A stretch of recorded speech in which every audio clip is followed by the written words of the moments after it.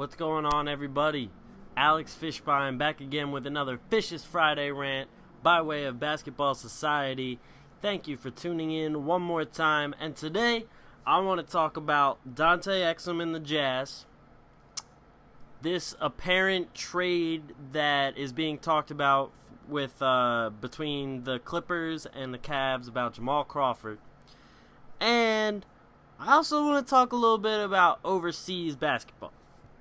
So, let's start off with the hot news. Dante Exum going down with an ACL tear in international play when he was playing in a friendly for Australia.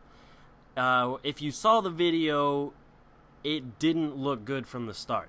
There was no contact on the knee, no contact on the legs at all. As soon as he went up for it looked like he was going up for the floater, layup, whichever. He just automatically just stopped midair. He could tell that his knee was, you could tell just something was wrong as soon as he was in the air.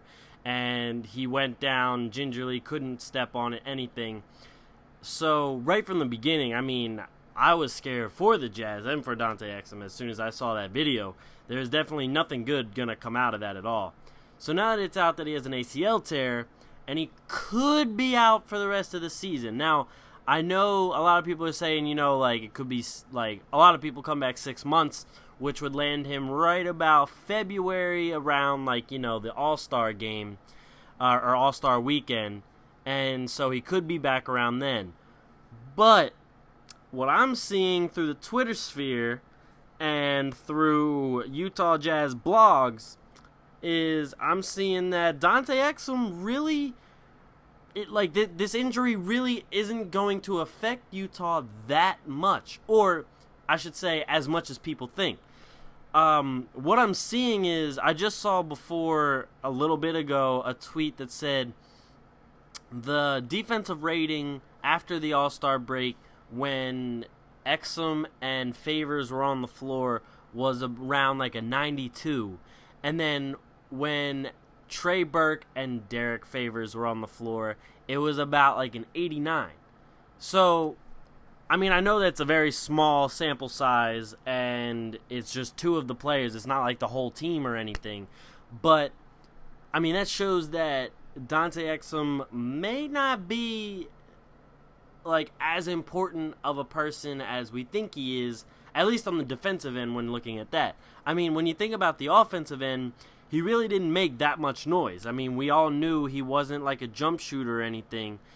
He distributed the ball pretty well, but we all knew he was going to be a project. And if you ask me, he kind of looks like another Michael Carter-Williams, except maybe a little better on defense. But even still, it looked like that. What I was seeing through the Twitter, through Utah Jazz fans Twitter and the bloggers Twitter, all that kind of stuff, is that his impact on the game wasn't so big that this injury is going to derail their season. One, there's still a couple guys they could get in free agency. Norris Cole is still there, and I'm pretty sure Miami is trying to deal Mario Chalmers as well. I'm not saying that Chalmers is a great guy to have on your team. I'm not saying that at all. But if you need a backup, if you want to throw Trey Burke in at the starting spot while Exum is still out, Chalmers isn't that bad of a backup. And Norris Cole, he started for New Orleans while Drew Holiday was out, and he didn't do that bad of a job either. So, either guy could really step in and do a decent job for the Jazz, especially looking at this and seeing how the impact of Dante Exum wasn't that big. Obviously it really hurts because Exum's a young player, and he was really improving as time went on, so this will be kind of a stunt in his growth. And it's really a shame to see because Exum looked like he has tremendous potential, and he could definitely be a guy that Utah really needs, like, later on in the future. But, I mean, you got to take your cards as they're dealt. He's got this ACL injury. You still do have Trey Burke. And Trey Burke's not just like a pushover. I mean, the guy can shoot. He can play offense. But as compared to Dante Exum, like, he's not he doesn't really give you that, like, advantage in the size category. But he's not a bad player. I mean, he still averaged around 14 points per game, I'm pretty sure. And he had a little bit of an off year last year as compared to the year before. So Trey Burke can definitely fill in. I'm not saying that Trey Burke is probably the long-term answer, obviously, because, I mean, the Jazz didn't think so either with their draft of Exum. So, if you ask me, I think their best bet would to go get Norris Cole, and just run that two-headed point guard rotation with Cole and Trey Burke. I think that would be good for them, especially because I know Norris Cole. I know he's undersized, but you have a guy like Rudy Gobert and Derek Favors down low who really can play defense. If you guys didn't see my way too early prediction before, I think that Rudy Gobert is going to win Defensive Player of the Year this year, and it's definitely not that far-fetched of an idea because if you ask me, he was pretty close to Defensive Player of the Year this year, and he only started about half of the season. So now you're going to give him an entire season, and he's going to be clogging up that lane. So, I mean, even if you have an undersized point guard like Norris Cole, you still have Rudy Gobert as, like, insurance behind it. So what I'm trying to say is I don't think, especially after reading everything that I read, I don't think that Exum is going to be – I don't think this injury is going to be that big of a hit against this team as everyone's making it out to be. I've seen people saying, like, oh, now the Jazz are going to be, like, last in the West. I know the West is tough. Believe me, I know the West is going to be very tough to get through.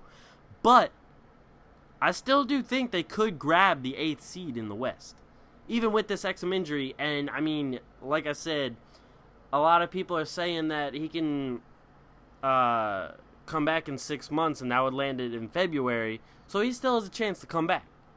And he still has a chance to be the starter that he was before. So, one of the rumors that I just saw, I'm pretty sure it's pretty recent, is this trade talk going on between Cleveland and the Clippers, which would bring Jamal Crawford to Cleveland.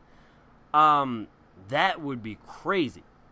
Honestly, that would be ridiculous. Now, think about, instead of Dellavedova coming in the finals, you got Jamal Crawford, who can light up the scoreboard when you need him to. He can distribute the ball. Crazy ball handling. I mean, you're going from Kyrie Irving, one of the best ball handlers in the league, straight to Jamal Crawford off the bench, who also has one of the best ball handling skills in the league. Like, that would be insane. Just the fact that we could see Kyrie Irving crossing people over, hitting us with some crazy spin moves, and then as he's taking a rest, we give Jamal Crawford a turn to hit us with some crazy crossovers, some spin moves, some behind-the-back dribbles, all that kind of stuff, as well as, like, these moves into finishing at the rim or hitting that three-point shot. Just the excitement factor alone, in my eyes, would be crazy. Like that, I'd pay to watch that in an instant. I mean, not even to mention you already have LeBron and Kevin Love and Kyrie as three of your starting five. Now you throw in Crawford as the sixth man. I mean, bruh, that would be some fun TV to watch. I mean, honestly. Like, and throw in the fact, okay, so say they get Jamal Crawford, right? And say they do play on Christmas Day against the Warriors. Oh, damn. That is some quality television right there. Not just quality television, that's some crazy basketball to watch. I mean, everyone would be jumping out of their seats. On Christmas Day? Shoot! Alright, last thing I want to touch on real quick is overseas basketball. Now, one of the things that I always see is, especially when it comes draft time, when you're drafting a guy from overseas, is always, all right, well, this guy is playing overseas. The competition's not as great as it is in the NBA, so this guy is he's obviously going to be a bust. Now, I'm not going to lie. I thought Porzingis, my original thought was that Porzingis is going to be a bust. I still don't think he's going to live up to that, top 5 pick hype. But I thought Mario Hezonja was going to be all about it. I thought that hype was spot on. I still think Hezonja is going to be a great player. But just the fact, I was not counting them out just due to the fact that they came from overseas. There's people that just automatically assume, oh, this guy's coming from overseas, he's not going to play well in the NBA, he's not going to be good, I'm just going to write him off now. I mean, I bet you tons of people did that when Dirk Nowitzki was coming in the league. And I mean, I bet you people did that when Steve Nash was coming in the league too. I'm not old enough to know exactly what the hype was when those guys were coming into the league. I'm only 21, so I wasn't I was alive, but I wasn't really, I was just like a baby or a tiny little kid, so I wasn't really paying attention to all of that.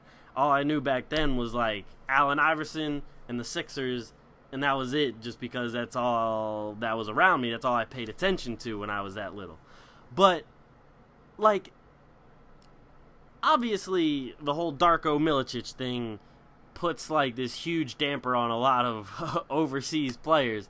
Because you got a guy like Darko who is set to go, set to be number one of the best guys in the league for years to come, and just turns out to be a complete bust. And that will always stick in the mind of tons of people. And I understand that you're gonna keep thinking about that, and that's always gonna be in the back of your mind. But you can't have that projected upon other players and just be like, oh, well, this happened to Darko, so this guy's obviously not gonna turn out. You can't do that. Come on now, man. I just didn't think Porzingis was going to be that great because he was skinny. He didn't look strong enough. And some of the moves he was making, you can make on a lesser talent. Not saying that the league he was in was terrible, but the NBA is a lot more physical. So I don't think, I was just thinking that he was just going to get pushed around. The fact that he came from overseas wasn't really, a factor in my thinking that he wasn't going to pan out. Because then I look at Hezonja and I was like, look, this guy's got the confidence. He's got size for his position. He can shoot. He's made some crazy athletic plays, has some athleticism. He just needs to improve on a couple other things and he'd be golden. I think Hezonja's going to be a great player, even though he started overseas. And, people just need to get this mentality out of their heads that, oh, he come from overseas, so he can't play. That's so bogus. There are plenty of dudes who are overseas that can come over here and ball, man. These guys can hoop. They're not going to just go over and just be a random professional over there if they can't play a lick. It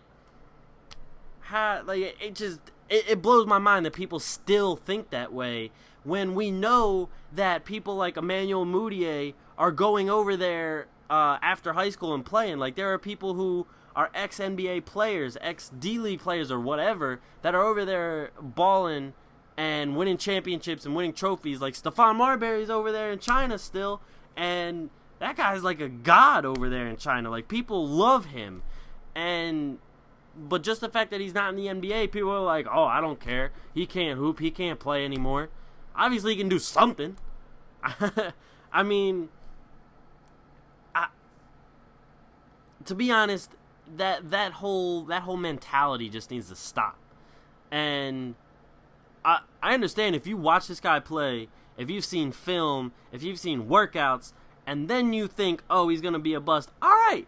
You've watched this dude play. You've looked at his skills. You've assessed it. All that kind of stuff. If you just assume, Oh, he can't play because he's overseas. Get out of here. You have no room talking basketball, man. If that's your thought process still, delete your Twitter, delete Facebook. If you got one of those NBA things next to your Twitter name thinking you're an NBA analyst, stop that immediately. Come on now. It's 2015. There are plenty of ballers overseas, and we just haven't seen them yet. Thank you guys for watching another episode of Fisch's Friday Rant. I appreciate all you guys who watch. Make sure you check out the Basketball Society website. Link is in the YouTube channel, on our channel, and I'll drop that link down low. So make sure you check that out. Thank you guys for watching again. Peace.